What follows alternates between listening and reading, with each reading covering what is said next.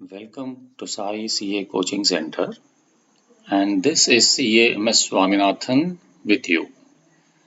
Students, the purpose of this particular video is essentially to help students of CA Foundation specifically to try and tackle case law related questions in law paper. The other main purpose as to why I am instigated to do this session is because I do keep getting some queries from students from different areas, geographies, as to how to handle case laws in law, how to present it in the examination. There are students who feel that, well, I think I know the provisions. Uh, if I'm going to be asked a direct question, then I should be able to answer it. But if the same topic is going to be asked in the form of a case law, then I get stuck because I do not know how to present it in the examination. And that's one reason as to why I am a bit nervous of law. Now, as I said, the purpose of this session is to help you get rid of this nervousness or discomfort in law, because essentially you will see that in law paper, a lot of weightage is given to case law driven questions across your Indian Contract Act, Sale of Goods Act, Partnership Act, LLP Act, as well as your Companies Act. I remember, students, that at the foundation level, it's very elementary. The case laws are very simple. All that you need to remember is, so long as you have understood each and every provision of your syllabus, then you just need to read the case law given in the question paper, understand it, and then sit back and identify what exactly is the trap that has been set over there for you. The moment you are able to identify the area which is referred to in the provisions of law, then it becomes very easy to answer.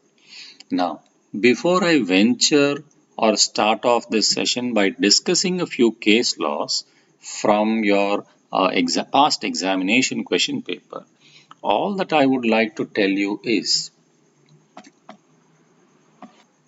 one fundamental rule that every student must apply when attempting case law driven questions.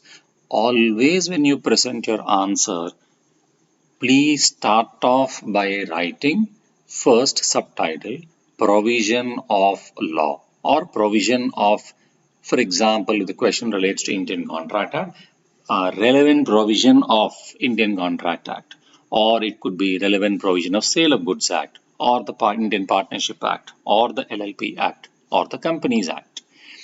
Once you basically write out the relevant provisions of the respective act which relates to the particular question that you are now trying to attempt, then you basically start discussing about the facts of the case, meaning whatever has been given to you in the question in the paper, you will have to briefly list it out as the facts of the case given in the question paper. And then you conclude by stating my analysis and conclusion. Okay, these three points you must always remember to present in your examination. I repeat, first one, list out the relevant provisions of the particular act to which this case law relates. Meaning, what are all those provisions of law that you need to consider to help you decide this case law. Point number two, write out whatever is the facts that have been given in the particular question. Write it out very briefly. And finally, the third point, your analysis and conclusion. Now, one cautionary note. Many times students waste a lot of time by trying to repeat whatever they have written in the facts of the case in point 2, also in the third point, analysis and conclusion. So if you want from an effectiveness perspective, efficiency perspective, you may want to club or join point 2 and 3 and write it as just one point, meaning facts of the case, comma, analysis and conclusion. Okay, so that you avoid wasting time by repeating anything. Now, with this structure in mind, let us just analyze some of the past questions in one particular question paper of your CA Foundation. The question paper basically that I have picked up for analysis is, as you see on the screen, the November 2020 business law related CA Foundation question paper. Now, we have the first question here, which basically deals with point number A. Mr. X is a businessman who has been fighting a long drawn litigation, meaning legal case, with Mr. Y, who is an industrialist. Now, to support his legal campaign, Mr. X enlists the services of Mr. C, meaning he is taking up the services of Mr. C. He is using the services of Mr. C, who is a judicial officer, like a lawyer, okay, stating that the amount of rupees 10 lakhs would be paid to him if he does not, underline, if he does not take up the brief of Mr. Y. Brief means the legal case. So here, as we read, we understand one very important point. Mr. X is fighting a case against Mr. Y. Now, Mr. Y has actually approached Mr. C. Okay, they have not stated it very explicitly, but that is the meaning or implication. Mr. Y wants to engage Mr. C as his advocate to fight his case. But Mr. X does not want that to happen, and therefore he is approaching Mr. C and telling him that I will pay you 10 lakh rupees if you decide or if you choose not to basically argue the case in the court in favor of Mr. Y. Okay. Now, when you read this, at this stage itself, we are able to understand that, well, there is one provision in Indian Contract Act which talks about agreements opposed to public policy, correct? And there we say if there is anything relating to stifling prosecution, you are trying to delay justice, you are trying to prevent justice from being meted out, that will not be considered as a valid agreement. So we can recall that provision. Let's read the case further. Mr. C agrees. So here we find Mr. C is telling yes to Mr. X. Well, pay me 10 lakhs. I won't take up the case of Mr. Y. But at the end of the litigation, what happened? Mr. X refuses to pay Mr. C. So, well, Mr. C didn't take up the case of Mr. Y, thinking X will pay 10 lakhs. Now, what has happened at the end? X has refused to pay the 10 lakhs. So the question being asked to us is, decide whether Mr. C can recover the amount promised by Mr. X under the provisions of the Indian Contract Act 1872. Now remember, students, that if you should be able to recover something under a contract, the first and foremost point is the contract must be valid. Otherwise, you can never recover, correct? So the point to be checked by us is whether the contract that C has entered into with Mr. X is valid. And when we talk about validity, we also know that there is something called certain agreements are deemed to be void, one of which is opposed to public policy. Let me now take you through the study material where you will see the point here where it states that agreements opposed to public policy. Now, these are all considered to be void. All these 7 points given above, okay, listed here in your study material under section 23. In each of the following cases, the consideration or object of an agreement is said to be unlawful, meaning the agreement becomes void. Okay. So therefore, if you see the stifling prosecution part under opposed to public policy, we realize that yes, an agreement to stifle prosecution, meaning an agreement to prevent proceedings already instituted from running their normal course, using force is not valid. Okay, therefore, what does this mean? This clearly indicates that the agreement entered into by C with Mr. X is indeed something relating to stifling prosecution, which is opposed to public policy. Now, all these points must strike you. Well, if someone is going to ask me how will it strike, that is purely dependent upon how well the student has studied and has revised. The objective of this session, this video, is only to help you to know what are those points that should strike you when you read the case law and how do you present it. So now when you know that stifling prosecution falling under opposed to public policy is what is the main point being touched by this case law, you will have to present your answer by starting as follows. Relevant provision of Indian Contract Act 1872. List out basically the point that, well, it's not essential. You have to write the section number as 23. Don't worry if you can't recall the section number. Okay, this section number 23 and all. If you do not recall, don't worry. You will not lose any great marks because of that. So, legality of object and consideration. Under this one, we notice that we will list this point and express that, yes, if I am going to be entering into an agreement which is going to stifle prosecution, as per the Indian Contract Act, it will not be considered to be valid and therefore will be considered as void. Hence, now, facts of the case is that Mr. C has entered into an agreement with Mr. X not to take up the case of Mr. Y in the court, which is preventing justice from happening.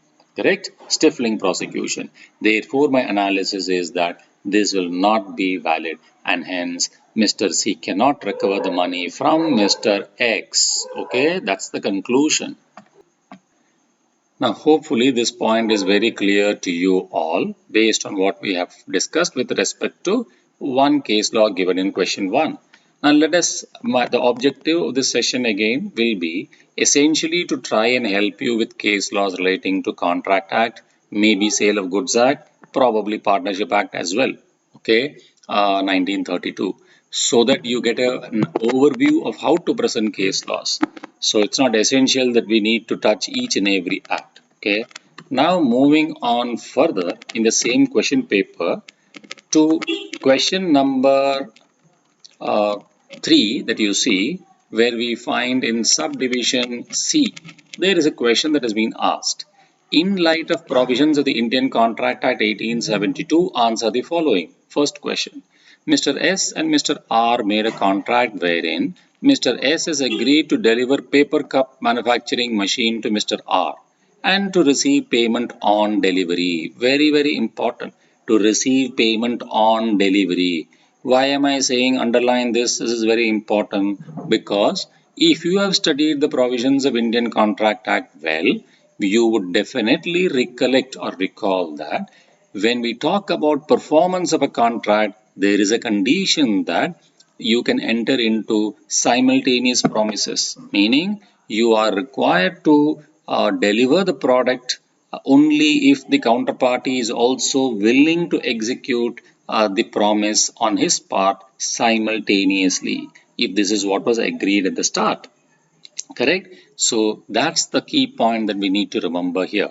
On delivery date, Mr. R didn't pay the agreed price. So it is clear that this case law is relating to simultaneous execution of promises. Okay. Now decide whether Mr. S is bound to fulfill his promise at the time of delivery.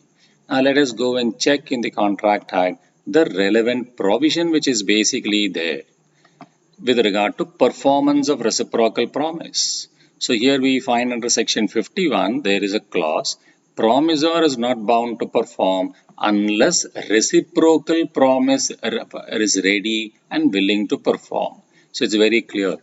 When a contract consists of reciprocal promises to be simultaneously performed, no promisor needs to perform his promise unless the promisee is ready and willing to perform his reciprocal promise. This is exactly the main point that is being checked or tested by the examiner as to whether the student is aware of this point. So you will have to now start your answer by writing provision of relevant provision of Indian Contract Act. You don't need to specifically mention section 51 unless you are 200% sure about it. Just write this point. You don't need to perform it unless your promisee is also willing to perform simultaneously based on the initial agreement. Therefore, now fact of the case is that Mr. R is not willing to perform his part of the promise simultaneously. Therefore, my conclusion is that Mr. S is not bound to fulfill his promise at the time of delivery. Now, take another example, subdivision 2 of the same question. Mr. Y has given a loan to Mr. G of INR 30 lakhs. Mr. G defaulted on the loan on the due date and the debt became time barred. After the meaning 3 years have lapsed and the payment has still not been received. After the time barred debt, Mr. G agreed to settle the full amount to Mr. Y. Whether acceptance of time barred debt contract is enforceable in law. Now, students, I'm sure you must recollect that as per the Indian Contract Act, there is only one place where there is a reference in your study material to time barred debts, where we talk about no consideration, still contracts are valid. Let us see validity of an agreement without consideration, and there you will notice that point number 3, promise to pay time barred debt, where a promise in writing, very important, signed by the person making it or by his authorized agent is made to pay a debt barred by limitation, it is valid without consideration. So when you now know that this is the point that is being tested in the particular case law, you start your answer by writing relevant provision of Indian Contract Act, write out this point and underline in writing. Okay. Now you go back and say, fact of the case is that, well, the debt has become time barred, but Mr. G has agreed to settle the full amount. Okay. Now, is this enforceable? Please be very careful. In this question, they have not stated that Mr. B has given his agreement in writing. It is only stated that Mr. G has agreed to settle the full amount. Therefore, you have to now be careful when you write your conclusion. You write your conclusion stating that if this agreement which has been given by Mr. G is in writing, okay, because the provision also states that, then yes, this will be valid, otherwise this will not be valid. Okay, so this is over. Then we move on to the third subdivision of the same question, which is A and B entered into a contract to supply a unique item. Underline unique item, because immediately something should strike you in your contract act, alternate of which is not available in the market. A refused to supply the agreed unique item to B. What directions could be given by the court for breach of such contract? Now, the moment you find something is unique, which means there is no replacement available, correct? It's only one item available. Now, when you look at performance of a contract, one point should strike you immediately. Well, if you don't perform your contract, you can claim damages, you can claim probably other penalty, etc. Is all okay. Meaning there is some compensation which is possible. But then now there is also something called suit for specific performance. Correct? There is something called suit for specific performance here, which is what is relevant and is being checked in this case law. Why am I saying so? Because the item is unique. You can't give any other product. Now, for example, instead of when you're feeling hungry, instead of giving you food, if someone were to give you a piece of brick and say, eat it, is it ever possible? You only can consume something which is edible, which is eatable, correct? Therefore, you have to be given only some kind of food and not something which is not edible at all. Therefore, we recollect that yes, it is this provision that is relevant to this case law. So, we have to write out this provision by starting our answer, relevant provision of the Indian Contract Act, where damages are not an adequate remedy in the case of breach of contract, The court may in its direction, may in its discretion, on a suit for specific performance, direct the party in breach to carry out his promise according to the terms of the contract. And then your facts will be that, well, there has been a breach of contract because A is trying to refuse to perform. Therefore, the court, when B is approaching the court, the court will instruct A to perform the contract specifically, meaning it will instruct Mr. A only to supply that unique item because no other item can be provided or to Mr. B as a compensation. Clear? Now we move on to question number 4 in the same question paper, and here we find that in subdivision B, there is a case law relating to Partnership Act. PQRS are partners in Messrs PQRS and Co., a partnership firm which deals in trading of washing machines of various brands. Now, what is the question? It states that due to a conflict of view between the partners, P and Q decided to leave the partnership firm. So, underline, they are exiting the partnership relationship and they've decided to start a competitive business, which they have done also. So, and started a competitive business on 31st of July 2019 in the name of Messrs PQ and Co. So, the firm name has changed. Meanwhile, R and S, the other two partners, have continued using the property in the name of Messrs PQRS and Co., in which P and Q also have a share. So, PQRS have been partners in a particular firm, PQRS and Co. That firm has some property. That property is continued to be used by R and S even after P and Q have left the firm and have started a competitive business. This is the structure or the facts given in this case law. Okay. So, now when we read competitive business and all, immediately something should strike us from the Partnership Act as well. Whether a partner who leaves is permitted to start a competitive business. And when we discuss this point, also the Indian Contract Act related provision relating to agreement in restraint of trade must also strike us. So we should probably be looking at this to help us answer this question. Now, based on the above facts, explain in detail the rights of outgoing partners as per the Indian Partnership Act 1932 and comment on the following. 1. Rights of P and Q to start a competitive business. Now, before we look at the provision of law, let me tell you that, well, if at all P and Q have originally entered into an agreement when they were partners in PQRS and Co. At that time itself, if they have entered into an agreement that whenever we decide to leave the firm, we will not start any competitive business for 2 years or for 3 years, then maybe such an agreement can be deemed to be an agreement in restraint of trade, which can be considered as valid. Okay, but observe one thing, students, very carefully. In this question, nowhere has it been given that in the original firm PQRS and Co. already the partners have entered into any such agreement in restraint of trade. Correct? Therefore, we can safely conclude that no such agreement has been entered into. Now, when no such agreement has been entered into, then can a person stop, can the other partner stop the other partners from starting a competitive business? Let us go back and check the provisions of Partnership Act.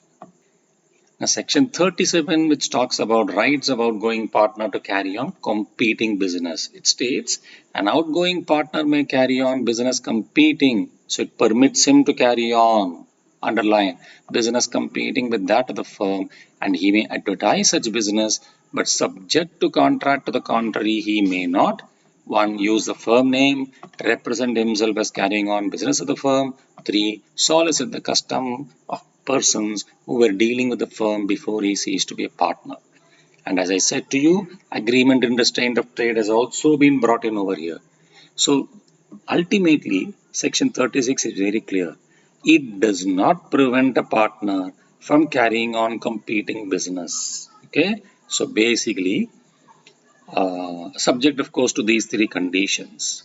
Therefore, to answer this case law with regard to the first question, well, P and Q will certainly have the right to start competitive business. As I said to you, if at all they had entered into an agreement which is in restraint of trade when they were partners of P, Q, R, and S already, then they will not have the right to carry on such competitive business for a reasonable period of time.